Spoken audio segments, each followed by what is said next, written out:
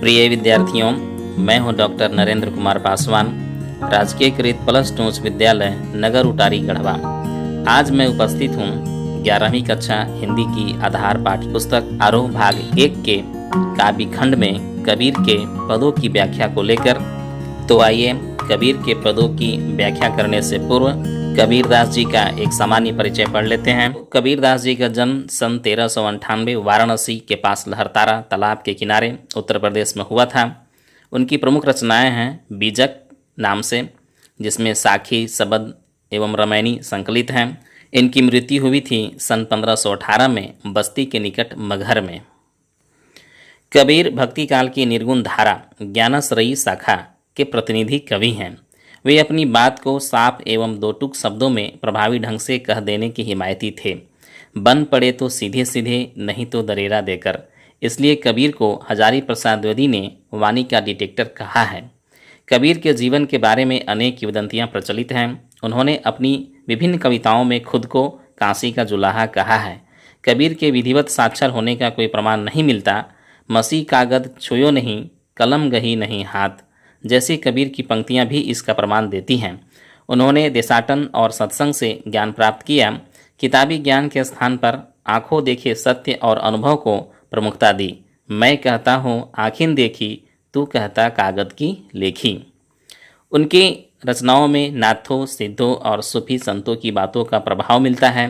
वे कर्मकांड और वेद विचार के विरोधी थे तथा जाति भेद, वर्ण भेद और संप्रदाय भेद के स्थान पर प्रेम, सद्भाव और समानता का समर्थन करते थे।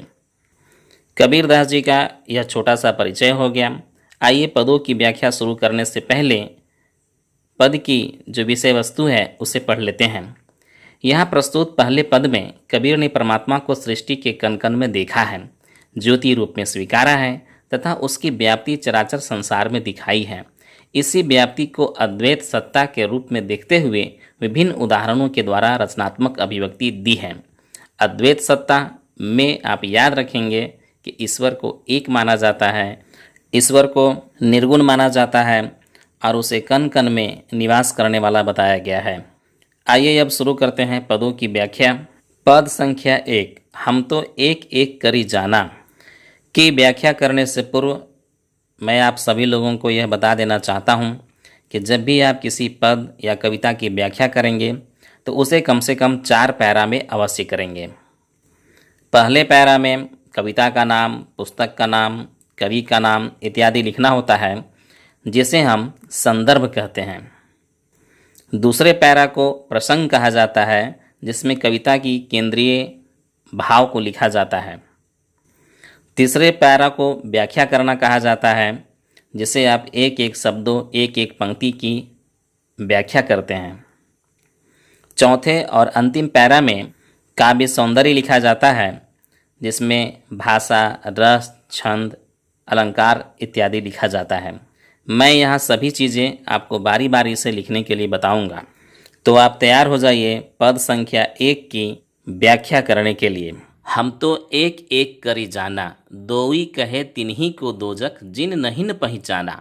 एके पवन एक ही पानी, एके ज्योति समाना, एके खाक गढ़े सब भांडे, एके कोहरा साना। जैसे बाढ़ी काष्ठ ही काटे, अग्नि न कटे कोई, सब घटी अंतरी तुही व्यापक, धरे स्वरूपे सोई।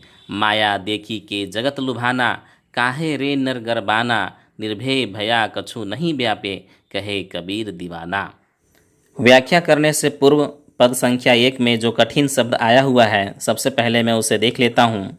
सबसे पहले है हम कबीरदास जी ने स्वयं के लिए प्रयोग किया है। एक एक शब्द 2 बार आया हुआ है, जिसमें पहले एक का अर्थ है एक अंक की संख्या 1, और दूसरा जो एक है उसका अर्थ होता है ईश्वर। अर्थात एक एक शब्द 2 बार आया हुआ है और दोनों का अर्थ अलग अलग है। दोई का अर्थ होता है 2, तिन्ही का अर्थ होता है उनको, दोजक का अर्थ होता है नरक, नाहिन का नहीं, एके का अर्थ होता है एक, पवन का अर्थ हुआ हवा, ज्योति का अर्थ हुआ प्रकाश, समाना का अर्थ हुआ व्याप्त होना, खाक का अर्थ हुआ मिट्टी, गढ़े का अर्थ होता है बनाना, रचना करना, भांडे का अर्थ होता है बर्तन, कोहरा का अर्थ होता है कुम्हार, साना का अर्थ होता है एक साथ मिलाना, बाढ़ी का अर्थ है बढ़ई, काष्ठ का अर्थ है लकड़ी, अग्नि का अर्थ है आग, घटी का अर्थ है घड़ा और हृदय भी होता है।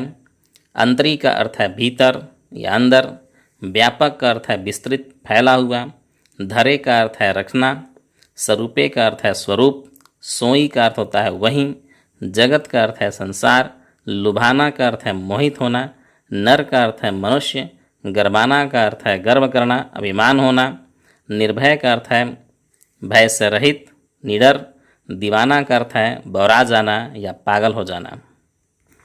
अब मैं पद की व्याख्या करने जा रहा हूँ, आप इसे ध्यान से सुनेंगे, इसके बाद लिखेंगे। पहला पैरा जिसे संदर्भ कहा जाता है, इसमें आप लिखेंगे प्रस्तुत पंक्तियाँ हमारी पाठ्यपुस्तक आरोह भाग 1 के काव्य खंड में संकलित हैं। इन पंक्तियों के रचनाकार कबीरदास जी हैं। अब आप लिखेंगे दूसरा पैरा में, जिसे प्रसंग कहा जाता है। इन पंक्तियों में कबीरदास जी ने अद्वैतवाद का प्रतिपादन किया है। उन्होंने कहा है कि ईश्वर एक है और उन्होंने अपने इन्हीं शब्दों को, इन्हीं कथनों को पुष्ट करने के लिए तरह तरह के उदाहरण दिए हैं। अब आप तीसरे पैरा में आ जाइए, जिसे व्याख्या करना कहा जाता है। इसमें आप लिखेंगे इन पंक्तियों में कबीरदास जी ने कहा है कि मैंने ईश्वर के अद्वैत रूप को पहचान लिया है। उन्होंने कहा है कि हमने तो जान लिया है कि ईश्वर एक है। हालांकि कुछ लोग ईश्वर को अलग अलग अर्थात दो बताते हैं और जो ऐसा कहते हैं वही नर्क के भागीदार हैं। वे ऐसा इसलिए कहते हैं क्योंकि वे ईश्वर एक हैं, इसे वे नहीं जानते हैं।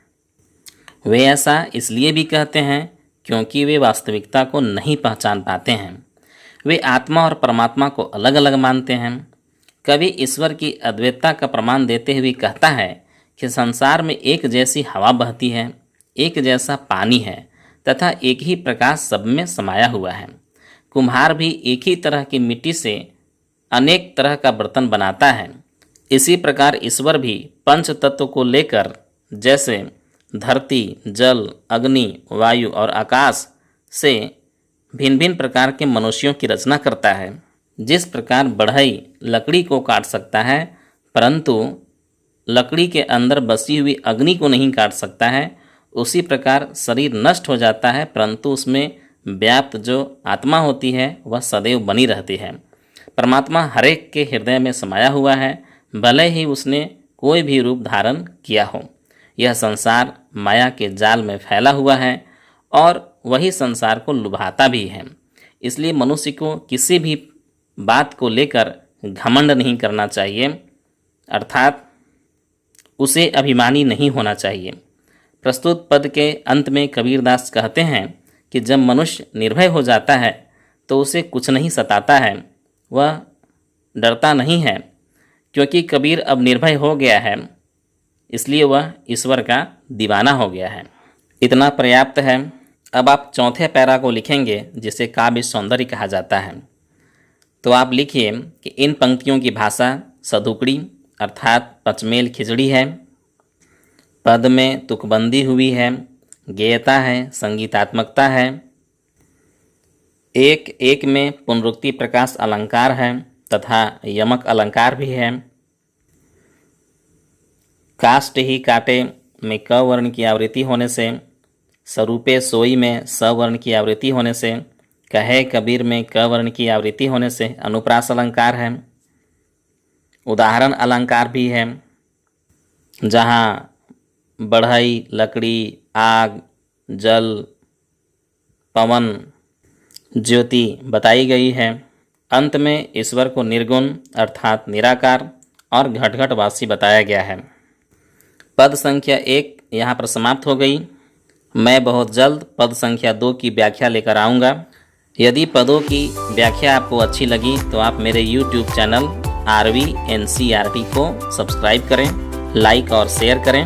तब तक के लिए बहुत बहुत धन्यवाद।